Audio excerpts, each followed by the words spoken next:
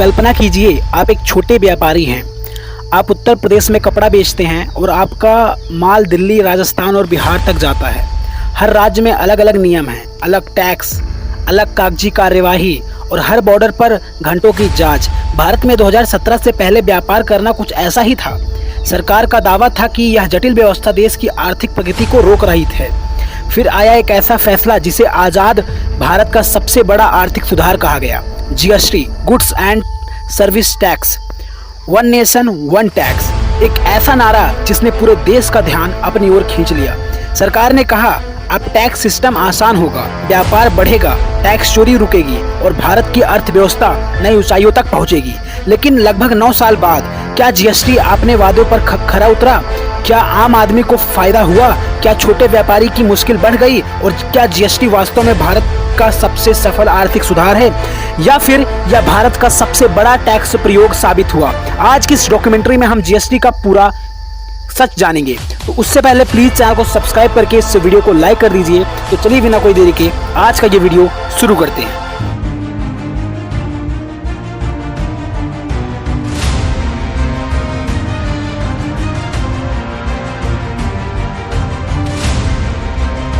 GST से पहले Bharat. GST को समझने के लिए पहले हम 2017 से पहले के भारत को समझना होगा। उस समय भारत में टैक्स का जाल बिछा हुआ था। केंद्र सरकार अलग टैक्स लगाती थी और राज्य सरकारें अलग टैक्स लगाती थी। कुछ प्रमुख टैक्स थे: excise duty, service tax, VAT, entry tax, luxury tax, entertainment tax, purchase tax. एक उत्पाद जब फैक्ट्री से निकलता था तब टैक्स ही टैक्स उस पे लगता था। जब वह राज्य बदलता था तो फिर से एक टैक्स लगता था।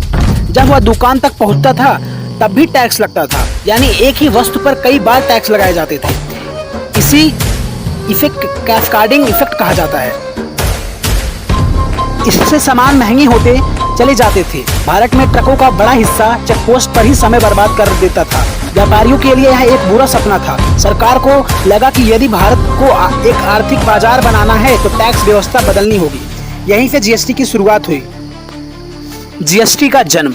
जीएसटी अचानक नहीं आया था। इसका विचार कई सालों पहले शुरू हुआ था। 2000 में पहली बार इस दिशा में गंभीर चर्चा शुरू हुई। कई सरकारें आई और गई, विशेषज्ञों ने रिपोर्ट तैयार की, राज्यों और केंद्रों के बीच लंबी बातचीत हुई और फिर 2016 में संविधान संशोधन हुआ। इसके बाद जीएसटी कानून का रास्ता साफ हुआ। 1 जुलाई 2017 की राज्य संसद के विशेष सत्र में जीएसटी लॉन्च किया गया। सरकार ने इसे भारत की आर्थिक आजादी का दूसरा बड़ा कदम बताया।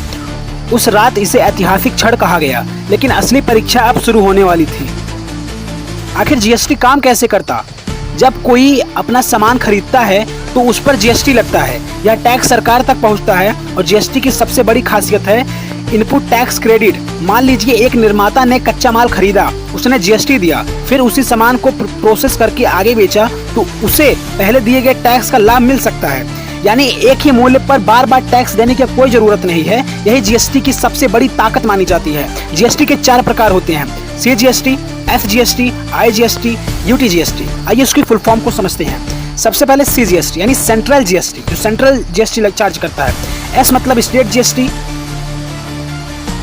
आईजीएसटी, जब एक सामान दूसरे राज्य तक पहुंचता है तो उसमें जो बीच का टैक्स लगता है उसे हम आईजीएसटी कहते हैं। और यूटीजीएसटी जो केंद्र शासित प्रदेशों पर लगाती है। तो इनके माध्यमों से केंद्र और राज्य दोनों का राजस्व मिलता है। अब हम समझते हैं सरकार जीएसटी को सफलता क्यों मानती है। सरकार के अनुसार जीएसटी ने भारत को कई बड़े फायदे दिए। पहला, रिकॉर्ड टैक्स कलेक्शन। जीएसटी लागू होने के बाद टैक्स संग्रह लगातार बढ़ा। आज हर महीने लाखों करोड़ों रुपया का जीएसटी संग्रह होता है। दूसरा, डिजिटल अर्थव्यवस्था। पहले कई कारोबार पूरी तरह रिकॉर्ड में नहीं आते थे। जीएसटी ने व्यापार को डिजिटल बनाया। जब अधिकांश लेन देन रिकॉर्ड होते हैं तो ही भारत के राजस्व को अधिक फायदा होता है। तीसरा, टैक्स बेस बढ़ा। पहले जो लोग टैक्स सिस्टम से बाहर थे वे भी धीरे धीरे इसमें शामिल हुए। चौथा, राज्यों की आय। जीएसटी के जरिए राज्यों को भी स्थिर राजस्व प्राप्त हुआ। पांचवा, इसेस डूइंग ऑफ बिजनेस। व्यापारिक प्रक्रिया में भी सुधार हुआ। विदेशी निवेशकों के लिए भारत अधिक आकर्षक बन गया। पांचवा, जीएसटी की सबसे बड़ी आलोचनाएं। लेकिन हर कहानी का दूसरा पक्ष भी होता है। जीएसटी को लेकर कई गंभीर आलोचनाएं भी हैं। पहला, छोटे व्यापारियों की परेशानी। छोटे दुकानदार को ऑनलाइन रिटर्न भरना बहुत मुश्किल होता है। चार्टर्ड अकाउंटेंट पर निर्भरता बढ़ी। अत्यधिक खर्च बढ़ गया।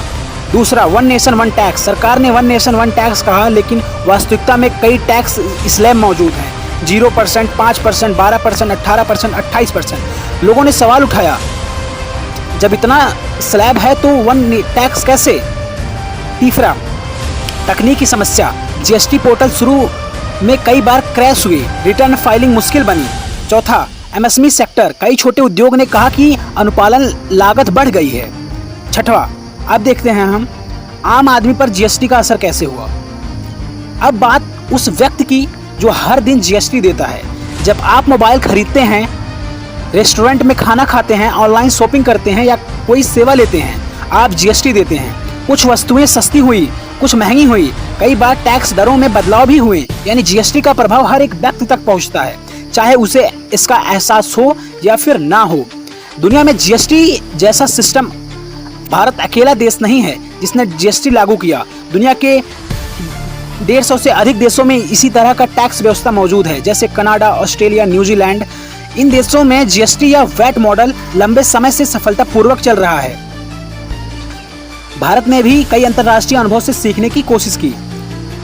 तो क्या जीएसटी सफल रहा? इसका जवाब इतना आसान नहीं है। अगर आप टैक्स कलेक्शन देखें तो जीएसटी की सफलता वो हमें दिखती है। अगर आप डिजिटलाइजेशन देखें तब भी हमको जीएसटी की सफलता दिखती है। लेकिन यदि आप छोटे व्यापारियों की चुनौतियों को देखें तो अभी भी कई सुधारों की जरूरत पड़ती है। सच्चाई शायद दोनों के बीच कहीं मौजूद है। जीएसटी ना तो पूरी तरह असफल है और ना ही पूरी तरह परफेक्ट, लेकिन इतना जरूर है इसने भारत की अर्थव्यवस्था को हमेशा के लिए बदल दिया। बस मिलते हैं आपसे नेक्स्ट वीडियो में, तब तक के लिए चैनल को सब्सक्राइब करके इस वीडियो को लाइक कर दीजिए।